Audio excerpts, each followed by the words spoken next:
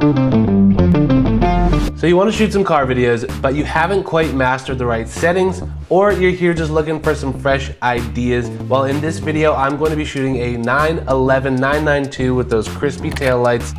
And I'm gonna walk you guys through some of my settings, best practices, and I'm even gonna strap a GoPro on and we're gonna do some POV B-roll.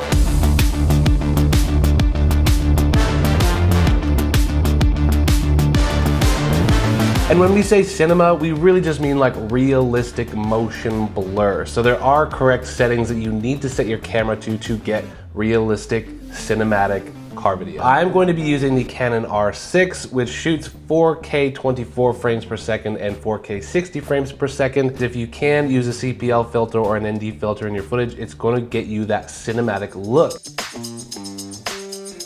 Now, typically when you are shooting real life cinematic motion or cars in motion, you're gonna wanna set your frame rate to 24 frames per second and your shutter speed to 1/50. The reason you do this is you want to double your shutter speed to your frame rate. When I'm shooting cinematic details of a car, I set my frame rate to 60 frames per second and my shutter speed to 1/125th. And similarly with 120 frames per second, you're gonna set your shutter speed to 1/250th. So here's a great example of why you should use 24 frames per second versus 60 frames per second or 120 frames per second, because the headlights, you'll get flickering when you do slow motion. So you want to switch to 24 frames per second with a shutter speed of 1/50th to make sure that you capture these headlights pure without any flickering. Now, one thing you have to understand here is that you don't want to move your shutter speed. So you have to set that exposure value, which means you get to fiddle with your aperture and your ISO. Now, typically you want to keep your ISO as low as you can or set to whatever your camera's native ISO is. Then you get to fiddle with your aperture. Now, typically you want to pick your aperture to get a nice depth of field or enough detail in your car or subject. Now, best case, you want to use an ND filter to get correct exposure in your camera, or if it's dark out, you do not need an ND filter, but you can use a CPL filter to remove any reflections from your car. Now, this leads me into a really important tip, because I see a lot of amateur videographers overexposing their footage. So one thing that you can do is, first of all, open up your waveforms in your camera and make sure that you are never overexposing your footage or peaking on the far right side or peaking up and above your waveforms. This is crucial to getting that cinematic look, is never overexposing your highlights, and on a per shot basis,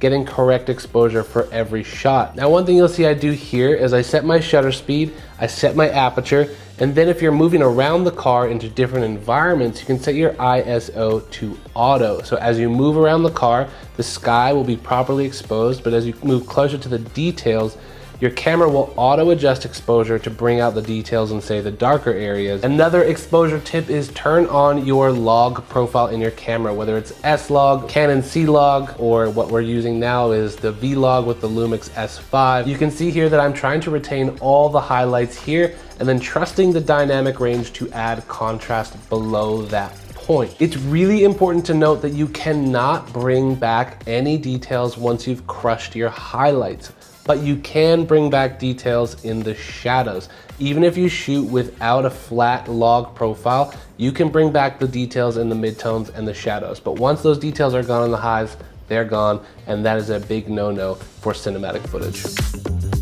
So now that you have your settings correct and your exposure correct, you want to start moving around the car. So I'm going to suggest using the 3/1 rule.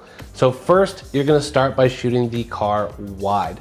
Then you're gonna move into a medium shot. Then you're gonna move into a tight shot. So your 3/1 means that you have tons of coverage. Now, what does that practically look like? For me, I start wide around the car and getting as many details and profiles of the car as I can.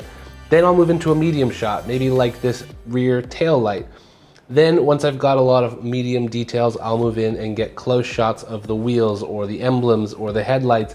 And this way, when you get into post-production, you have a lot of coverage of that car and a lot of different ways that you can cut those details together. Now, some of the basic moves that you want to do with the gimbal is obviously the push forward, the push back, the tilt up towards details. These are all really, really basic gimbal moves. And again, if you don't have a gimbal, that's okay. Continue to do the 3/1 rule to give yourself a lot of coverage in post. If you have any version of image stabilization, either in your camera or your lens, I highly recommend turning that on so that you don't have shaky footage. If you're shooting handheld, try and simplify your shots. So what I would do is some simple left to right movements, some push ins, some pull outs.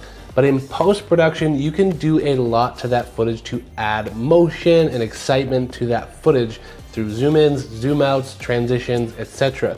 You can also try rotating your camera around. That's something that's really cool, is that Feiyutech actually provided me with this Scorp Pro gimbal to shoot with. And if you guys don't have a gimbal, that's okay. Make sure to subscribe, because I will be doing a giveaway of this gimbal, so that if you guys don't have a gimbal, you have a chance to get this gimbal and I'll ship it to you.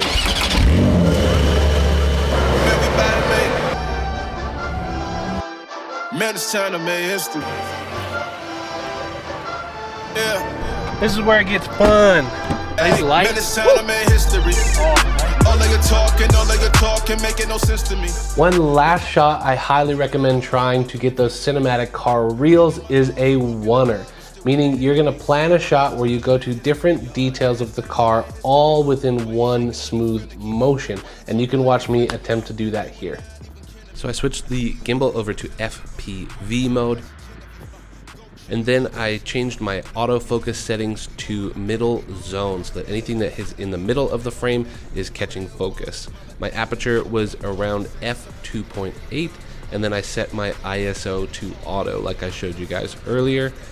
And lastly, you can see that I'm doing the ninja walk, so trying to take as much of the bounce out of my feet and knees to keep the camera as stable as possible. And here is the final version sped up with speed ramping. All of your talking, making no sense to me. Been talking with God, ain't even at odds, I'm welcoming victory. Make sure when you're trying to do your oneer to plan ahead where you want to move to, and move slowly, because you can always use speed ramping in post-production to make that edit exciting. Yes, Alex. I'll just go get your bag for you. Just a bag boy. That's what I am. Here's your bag, sire. I had to meet with a chat. I had to listen with tact and come with a stick in the lap. The second we win, it's a rap. Nipsey flow, that victory lap. Some people know nothing by nothing. I'm teaching the truth. You see how we coming? Stop pushing my buttons. It's real. I never write if there's nothing to feel. The last tip that I have for you guys is arguably the most important, and that is, as soon as you're done watching these video tutorials, actually get off your butt and practice on your Camry or your Honda Civic or whatever car you have, so that when the Porsche or the Lamborghini shows up, you're gonna know exactly what you're doing. Appreciate you guys watching, and I'll see you guys in the next one. Peace. I'm bringing it back because, man, it's time to make history. All of your talking, making no sense to me. Been talking